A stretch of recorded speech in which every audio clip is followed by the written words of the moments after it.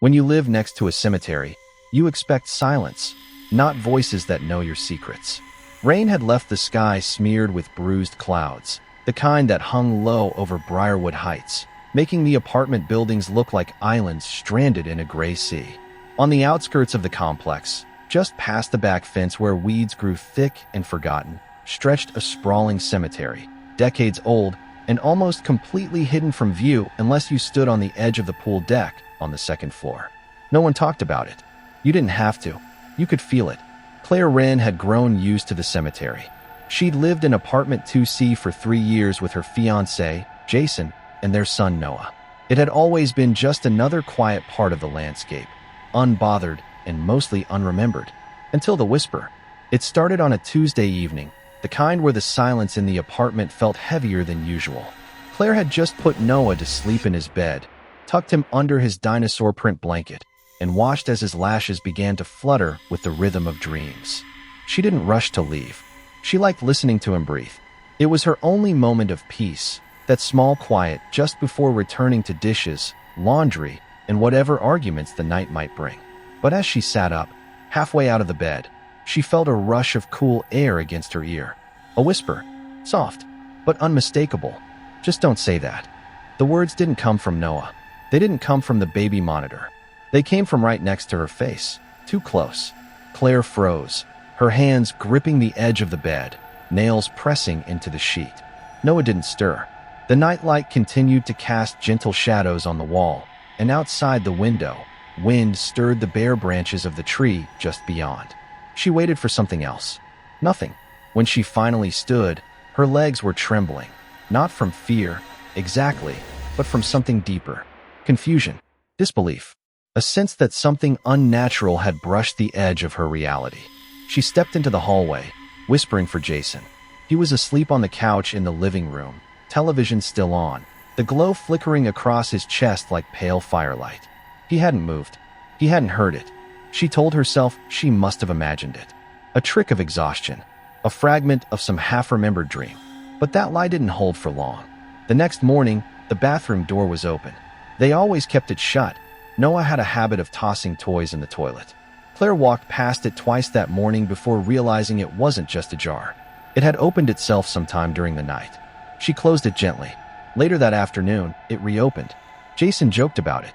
Probably air pressure or something, he said, stretching as he stood in the kitchen. Buildings shift. Doors move. It's nothing. But Claire didn't laugh. Something about that door, its slow creak, its quiet defiance, unsettled her more than she admitted. And it didn't stop. Every time she was alone, truly alone, she felt it. A presence. It wasn't overt. It didn't slam doors or flicker lights. But it was there, like something invisible standing just behind her reflection in the mirror. When she turned, there was always nothing. But the feeling, cold, subtle, watching, never faded. One night, after a restless evening where the air seemed too still, Claire stepped out onto the pool deck. The sky was overcast with more space, better schools. But the truth was simpler. Something was wrong in that place. They left 2 months later, moved into a townhouse on the other side of town. Claire hasn't spoken of it since, not even to Jason. But sometimes, on quiet nights, she wakes with a shiver, hearing a breath near her ear, hearing something that doesn't quite belong to the living. And in those moments, she keeps her mouth shut, because something had warned her once. Just don't say that. And she finally understands why. Let's move towards story 2. They moved into the house for a fresh start, but something buried out back had other plans. When Nathaniel and his family moved into the old ranch house at the edge of Hollow Creek, it was the silence he noticed first. It wasn't the kind of silence that offered peace, but the kind that felt held, like the land itself was holding its breath.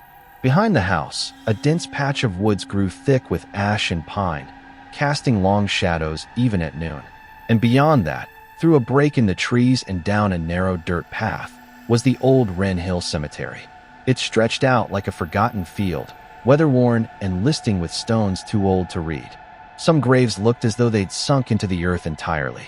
There was no church beside it, no fence to mark it off. Just crumbling names and wildflowers growing where the dead used to rest. Nathaniel's father, Rob, said the property was a steal.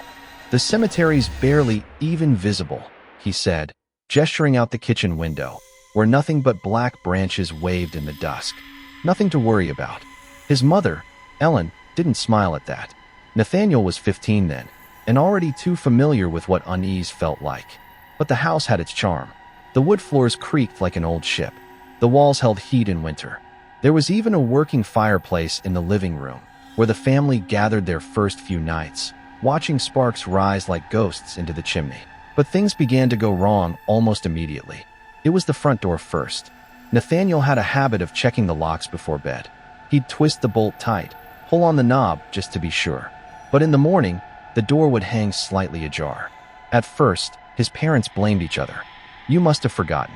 "No, you were the last one up." But the lock would be undone. The door stood wide open, revealing the trees beyond. No footprints, no animals, just the cold wind sliding in off the woods like a whisper. The second thing was the television. It was an ancient box TV in the corner of the den, barely holding color and prone to static. At night, it would turn on by itself. Not to a channel, just a screen of soft gray, the kind that shimmered like the surface of a frozen lake. Nathaniel would sometimes wake to that sound. SSSSHHHHHHHHHHH, a low hiss that seemed to breathe. He'd creep out of bed, heart pounding, only to find the screen glowing faintly, reflecting his own shape back at him. Once, he swore he saw another silhouette standing behind him in the reflection. When he turned, the room was empty. After that, he began unplugging the TV before going to bed. The doorknobs were next. They would rattle, gently at first, then with more urgency, as if something was trying to enter from the other side. It was always at the same time, just past midnight. The knobs would turn back and forth, slowly, deliberately, but when he opened the door, no one would be there. Not in the hall, not in the rooms. The air beyond would be still, too still, as though the space had just been vacated. His father didn't believe him, said it was old brass hardware, shifting with the temperature. Nathaniel didn't argue, but he began to dread the night. The darkness seemed heavier in that house. The shadows are more persistent. He began sleeping with the light on. The strangest thing, the thing no one could explain, was the music. Every Sunday morning, as the family prepared for church, a faint sound would drift through the house. Organ music. Soft, echoing, distant. The kind of melody that belonged in a cathedral. But there were no churches nearby. No neighbors for at least half a mile. And the music came from inside the house. His mother would pause sometimes while brushing her hair, her eyes unfocused as if she were listening to something far off. But she never spoke about it. She just pressed her lips together and turned back to the mirror. After they'd been in the house for a few months, Nathaniel began to notice the change in her. Ellen had always been quiet and thoughtful, but now there was a sharpness to her that hadn't been there before. She grew impatient, bitter. Her temper flared for no reason. She stopped cooking, stopped laughing. Her presence in the house felt like a shadow that stretched across the walls, even when she wasn't in the room. And then there was the music player. Nathaniel was obsessed with his cassette collection. He'd inherited it from his uncle, bands like Guns N' Roses, Metallica, and Aerosmith. Loud, gritty rock that helped drown out the weirdness of the place. But one afternoon, when he tried to play his favorite Aerosmith tape, the stereo cut out after 4 seconds. He hit play again. Same thing. He rewound the tape. Switched cassettes. Switched decks. Every time he tried to play that kind of music, the player would choke, sputter, and come to a stop. He even tried using the record player, dropping a needle onto his dad's old AC/DC vinyl. The arm slid all the way across the record and scratched a long, screeching line into the groove. It only happened with the rock tapes. The country played fine. Classical was untouched. It was as if the house, something in the house, refused to let that music exist within its walls. That night, Nathaniel had his first dream. He was standing outside, near the backwoods. The wind had stopped. The trees didn't move. Ahead of him, in the cemetery, someone stood between two graves. Tall, still, faceless, not looking at him, but not looking away either. It didn't move, didn't breathe. He woke drenched in sweat, and the smell of damp earth filled the room. And then came the final straw. One evening, around dusk, Nathaniel stepped outside to grab firewood. The air had gone unusually cold, and the sun was disappearing fast. As he reached the woodshed, he heard it again. Music. Not an organ this time. Something older. A child's lullaby, playing slowly from somewhere deep in the trees. Warped and distant. He turned and looked toward the cemetery. Someone was standing just at the edge of the clearing. Not moving. Not human. It looked like a shape more than a person, something formed from the dark. Watching. Waiting. He dropped the wood and ran. They left 3 months later. No dramatic escape. No final confrontation. Just a slow crumbling of peace until the only option was to go. They didn't speak much during the move. His mother was the last to leave the house. She turned and stared at it for a long time before getting into the car. 2 years passed. Nathaniel tried to forget. He even convinced himself some of it wasn't real. Until one night, his older brother mentioned that their old neighbor's sister had moved into the house. She lasted 4 months. Left without explanation. Another decade went by. Then Nathaniel ran into a man at a gas station in Hollow Creek. They talked. It turns out that the man had bought the ranch house a few years ago. Nathaniel asked how long he'd lived there. The man said, "Long enough to know I shouldn't have." He described the same things: doors unlocking, music playing when no one was home, the feeling of being watched. He mentioned the knobs, the strange hostility to certain music. He said his daughter started talking to someone in her room. A man, she said, lived under the ground. They moved out in the middle of the night. Nathaniel doesn't go near that side of town anymore. But sometimes, when he's driving home late, he swears he hears something on the wind. Soft notes, organ pipes, or maybe just breath through old trees. And in those moments, he knows. He described the same things: doors unlocking, music playing when no one was home, the feeling of being watched. He mentioned the knobs, the strange hostility to certain music. He said his daughter started talking to someone in her room.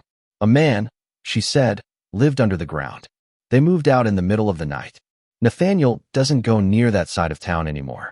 But sometimes, when he's driving home late, he swears he hears something on the wind.